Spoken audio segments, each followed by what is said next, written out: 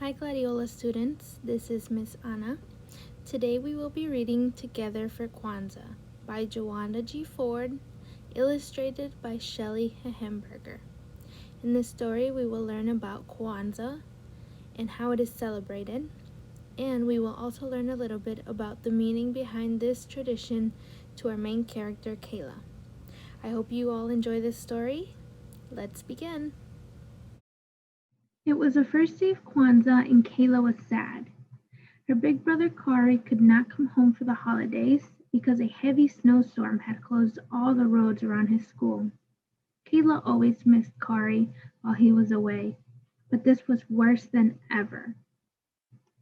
Now they would have to start Kwanzaa without him. Kwanzaa was Kayla's favorite time of the year. She loved celebrating her African heritage and doing special things with her family. But how could she enjoy Kwanzaa this year if Kari was not a part of it? Kayla tried to cheer up. After dressing in colorful African clothing, she began to set the Kwanzaa table. First, she put down the mkeka, a traditional straw mat. On top of the mkeka, she placed the kinaru, a Kwanzaa candle holder. The kinaru holds 7 candles, one for each night of Kwanzaa. A black candle in the middle, 3 red candles on the left, and 3 green candles on the right. The colors stand for different things. Black for the African American people, red for their struggles, and green for hope and good future. Each night of Kwanzaa, families light candles and celebrate one of the 7 Kwanzaa principles, which are ideas that help people be strong. The principles help to guide them through Kwanzaa, but are practiced all year long. There is a different principle for each day of Kwanzaa. Every year, Kayla and Kari would share the Kwanzaa greeting. Obadi Gani, Kari would say. The greeting is from the Swahili language. It means, what is happening today?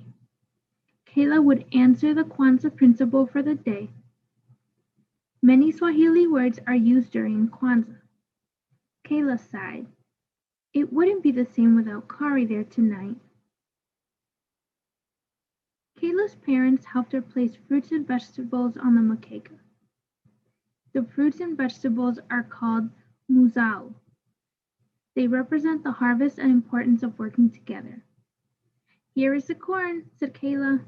Do you remember the Swahili word? Her mother asked. Muhindi, Kayla answered. The muhindi represents the children in the family. She put 2 ears of corn next to the other Kwanzaa symbols, one for her and one for Kari. When the table was ready, Kayla's mother helped her light the black candle. Kayla knew that they would light the red candle the second night, a green one the next night, and so on, until all the candles were burning on the last night. Since Kari was not there, Kayla's father greeted her. Habari gani, he said. Kayla answered with the first principle of Kwanzaa. Umoja, she said. Umoja means unity. Kayla's father poured a few drops of water on the Kikombe Bay cha Umoja, a unity cup to remember and honor their ancestors. At Kwanzaa, everyone drinks from the unity cup to celebrate family and community unity. Kayla and her family practice unity all year by spending time together as a family. Kayla especially loved family movie night. They would rent movies and eat pizza and popcorn all night long. Thinking about movie night made Kayla miss Kari even more. The next night, Kayla's father lit the black candle and the first red candle. He said, Kujichaguli yu, which is the second principle of Kwanzaa.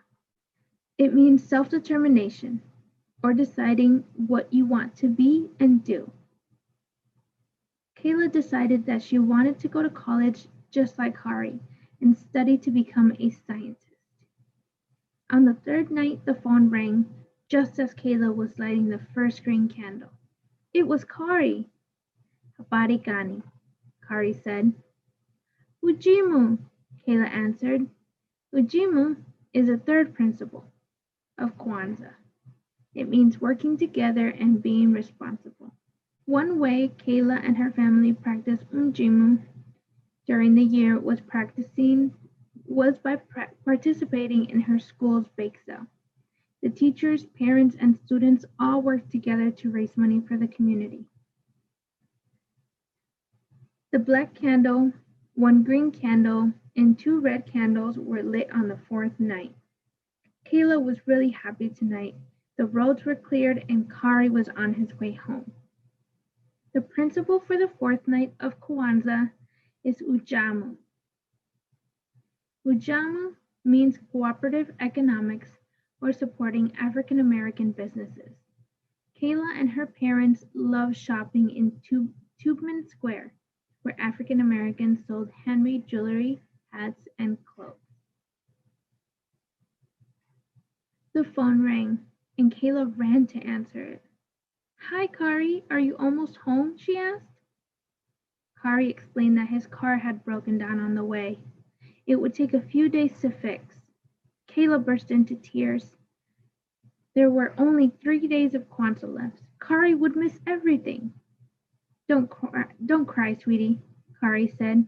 I'll see you real soon, I promise.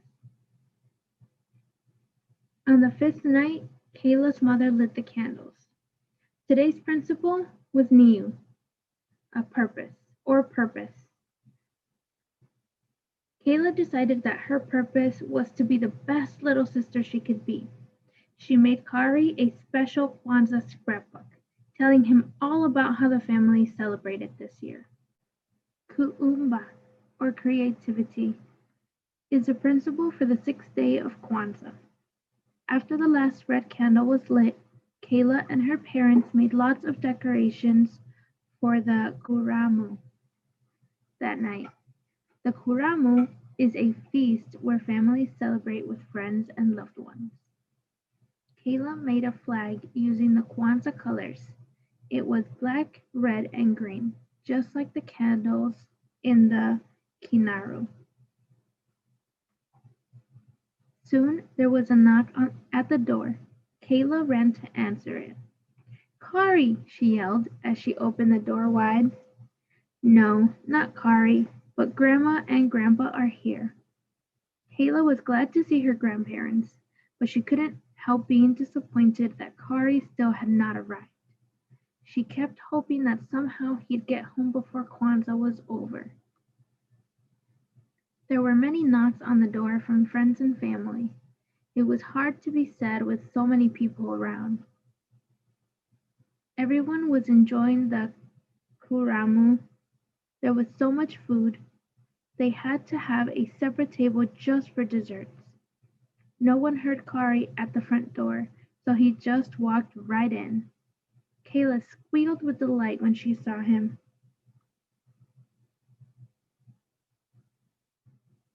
You made it, Kayla said, smiling. I took a taxi to a bus, he answered, just to see you. Kayla hugged Kari as tight as she could.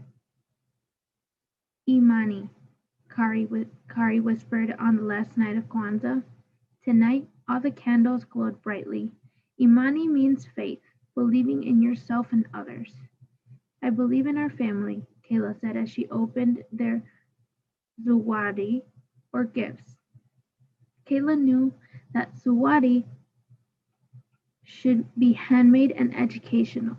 She gave everyone a photo of the family in a frame she had made from old newspapers. Everyone loved their zawadi, especially Kari.